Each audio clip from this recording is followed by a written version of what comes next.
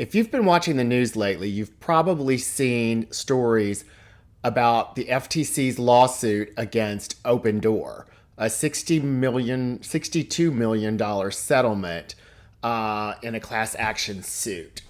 And I wanted to talk about it because so many people are buzzing about it, and I want to make sure everybody kind of understands exactly what's going on here and how this could affect you. My name is George Grant Burch. I'm a realtor and residential lifestyle consultant in Houston, Texas.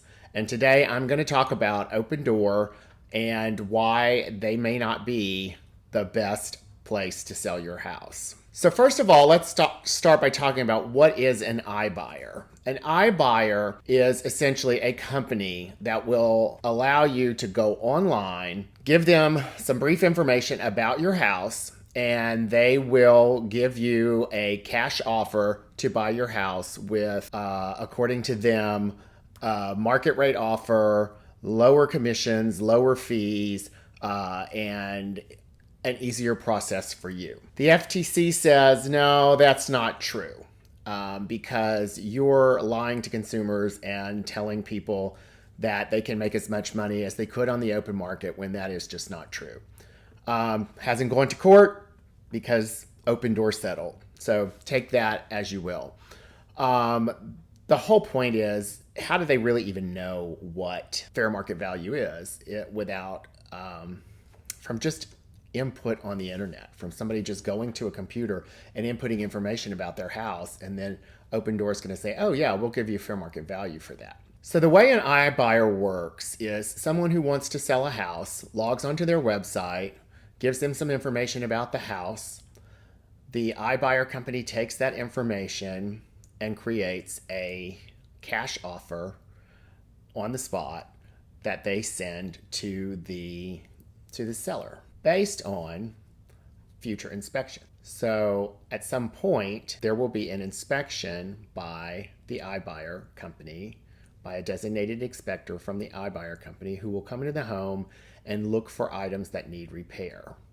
That's when the charges start, because they will find things and they'll say, oh, well, our original offer, we have to back it down because we're going to have to replace the carpet.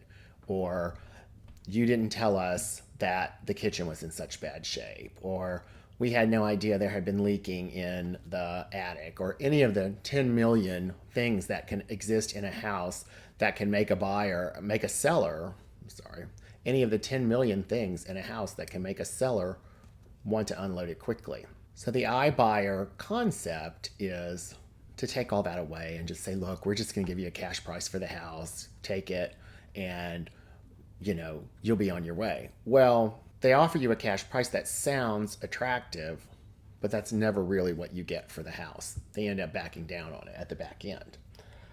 There's also fees involved that you don't realize up front. So at the end of the transaction, you haven't made nearly as much money as they said you could. Why do people fall for it? Because they make it sound so easy. They say you don't have to worry about showings. You don't have to do anything to the house to get it ready. You just fill in this little form and then let us know when you want to move out, and then we'll buy the house for cash, and it's all easy peasy for you. But that ease and convenience comes at a great cost. So what options do you have if you need a quick cash sale and you don't trust that you're going to get that from an iBuyer? Well, you can always talk to a realtor. A realtor can tell you the most likely market value for your house.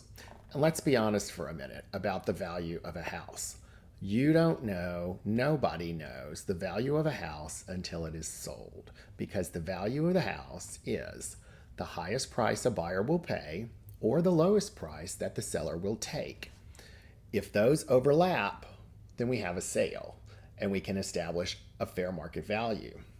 If we can't find that meet in the middle, we can't even establish a market value for that house because it hasn't sold. So keep that in mind. There's no way an iBuyer can say, we're going to give you fair market value, because they don't know what fair market value is. A realtor can best help you estimate the fair market value of your house. If you want to try to achieve the fairest market value, the highest price for the house, the best thing to do is to list it on the MLS. However, That does take some time. It requires showings, and you may come up with buyers who are not cash buyers. The other alternative a realtor can provide is to bring in local cash investors who will actually see the house before they make an offer. They'll give you a cash offer on the spot or shortly after that is equivalent or sometimes better than the Opendoor offers. They won't be backing off on the price later because they've already seen the house, and will make inspections prior if they need to. So you'll know walking away from that you're getting a fair price and what the price is going to be. And most realtors have a number of investors in their network that can come in and give you the price that works for their business model. So those investors will buy the house typically to flip and resell. What does an iBuyer do with the house after they buy it? Well, they turn around and they sell it for more than they bought it for. So if they bought it for fair market value, then how does that business model work? Because they don't do anything to it. They don't improve it. They don't fix it. They buy it and then turn around and list it in the same condition they bought it in at a higher price. How does that work for the consumer? So what do I think is next in the iBuyer space? Well, I think you're going to see other lawsuits. Zillow already walked away from this business.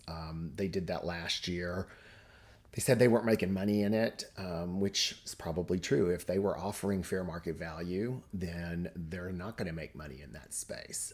The only way to make money in that space is to deceive consumers into saying that you're paying fair market value, or by selling houses at higher than fair market value and telling people this is a fair value for the house. Either way, there's dishonesty involved. The other big player in this space is OfferPad. Haven't seen them yet, but I suspect you're going to see some activity in the news about them at some point. It's just kind of inevitable.